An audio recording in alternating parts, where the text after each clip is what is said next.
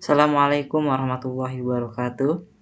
Izin memperkenalkan diri, nama saya Muhammad Dafa Fikriansyah dengan NPM 2357051001. Di sini saya akan menjelaskan materi pertama dari mata kuliah Teori Bahasa dan Otomata. Di sini dengan materi yaitu teori komputasi, bahasa, dan otomata. Yang pertama itu ada teori bahasa, pengertian, teori yang mempelajari struktur dan sifat dari bahasa formal yang digunakan dalam komputasi dan pemrograman.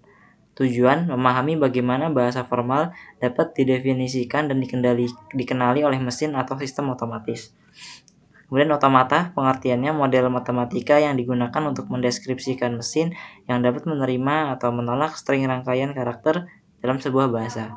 Kemudian ada jenis otomata, yaitu pertama ada finite otomata, yaitu otomata dalam jumlah state keadaan yang terbatas. Kemudian push down otomata, otomata yang dilengkapi dengan stack, digunakan untuk mengenali bahasa kontekstual bebas.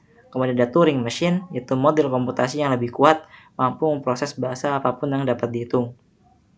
Kemudian tujuannya itu memahami konsep dasar dan belajar dan memahami jenis-jenis otomata. Kemudian ada pengertian bahasa formal, yaitu himpunan string yang dibentuk dari alfabet tertentu dan memenuhi aturan gramatikal tertentu. String yaitu urutan simbol atau karakter dari alfabet yang ada. Komponen bahasa formal itu ada alfabet dengan lambang sigma, yaitu himpunan simbol dasar yang digunakan untuk membentuk string. Contohnya sigma, himpunan dari A dan B. Kemudian ada string, itu kombinasi dari simbol-simbol dalam alfabet. Contohnya itu ada AAB atau ABB. Kemudian bahasa, himpunan dari semua string yang valid sesuai dengan aturan gramatikal. Contohnya L sama dengan dalam kurung A petik 2, AA petik 2, petik 2 AA. Kemudian contoh yang lain ada sigma 01, maka contoh string adalah 0101, 001 dan lain-lain. Bahasa yang dapat diterima oleh otomata seperti bahasa yang hanya menerima string dengan jumlah 1 yang genap.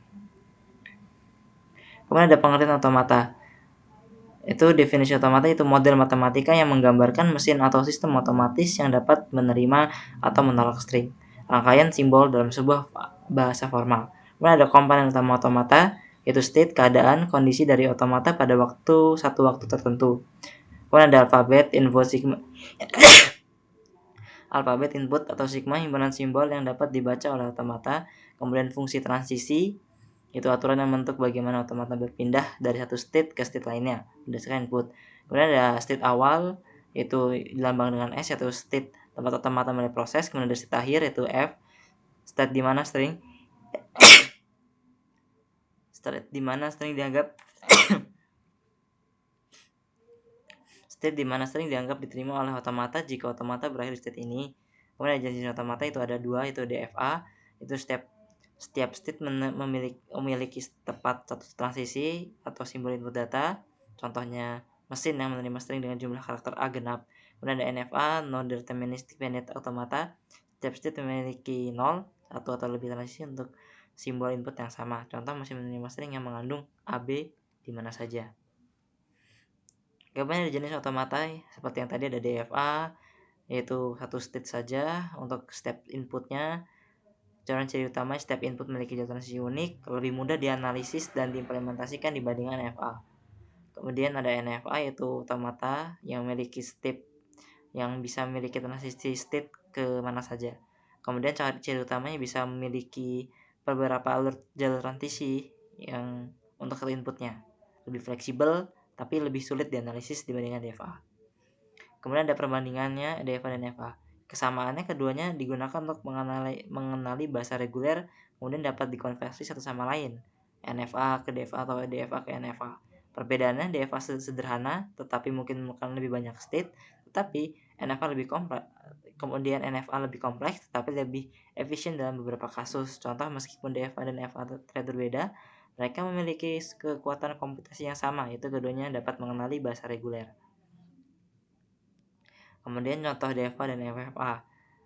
Ya, seperti yang tadi, DFA hanya dapat dari state awal, itu hanya dapat satu state dari input. Ya, kemudian NFA itu bisa menggunakan state-nya bisa dari banyak input. Kemudian sini ada contohnya. Ini untuk contoh dari NFA. Itu dimulai dari S0, kemudian dia bisa ke banyak state ya, bisa ke S2, ke S3, ke S1. Kemudian finishnya mereka berakhir di yang ada lingkaran 2 kali seperti ini, S1, S2, S3. Dan awalnya dari lingkaran yang berwarna. Ini dari start, kemudian finishnya di S1, S2, dan S3. Kemudian seperti yang dapat dilihat, satu input bisa memiliki banyak state-nya ya, seperti yang lain. Kemudian di sini ada contoh DFA. DFA itu hanya satu state, satu tujuan ya. Hanya dapat satu state dari satu input. Seperti ini, ke S0, ke S1, kemudian ke S3. Nah, kemudian di sini mereka startnya dimulai dari S0 dan finishnya di sini di S1 dan S2.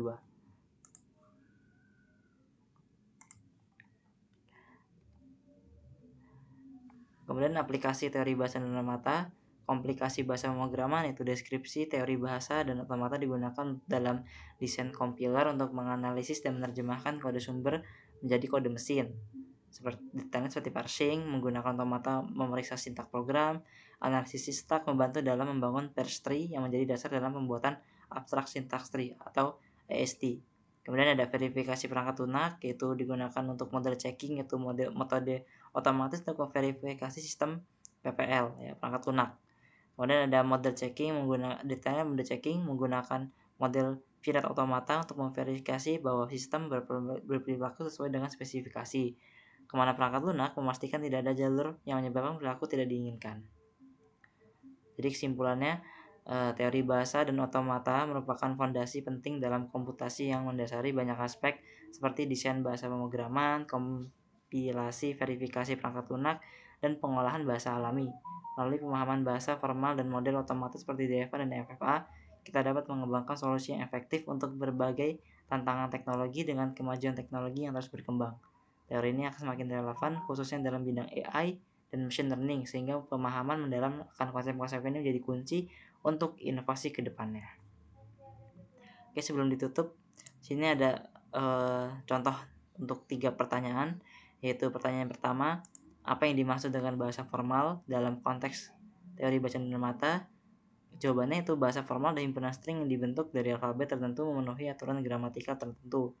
Dalam konteks teori TBO, bahasa formal digunakan untuk mendeskripsikan dan menganalisis berbagai sistem komputasi seperti compiler dan mesin otomatis untuk memproses data. Kemudian contoh nomor 2, apa perbedaan utama DFA dan MFA? Itu jawabannya, perbedaan utama itu untuk setiap transisi, setiap simbol, sehingga setiap state itu memiliki tepat satu transisi untuk setiap simbol, sehingga jalur yang diambil deterministik dan unik. Sementara dalam NFA setiap state dapat memiliki 0 atau lebih transisi. Kemudian pertanyaan ketiga, bagaimana TBO atau teori bahasa dan otomata diterapkan dalam kompilasi bahasa pemrograman? Itu jawabannya, teori bahasa dan otomata diterapkan dalam kompilasi bahasa pemrograman melalui proses parsing dan analisis sintaksi. Otomata digunakan untuk memeriksa kode sumber, memenuhi gramatika tertentu, dan membantu membangun parse tree menjadi dasar dalam pembuatan abstrak syntax tree AST yang kemudian diterjemahkan menjadi kode mesin yang dapat dieksekusi oleh komputer.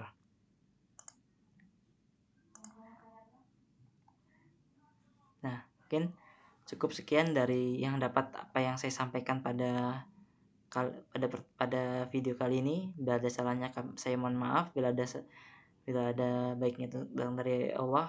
Saya undur diri, saya tutup. Wassalamualaikum warahmatullahi wabarakatuh.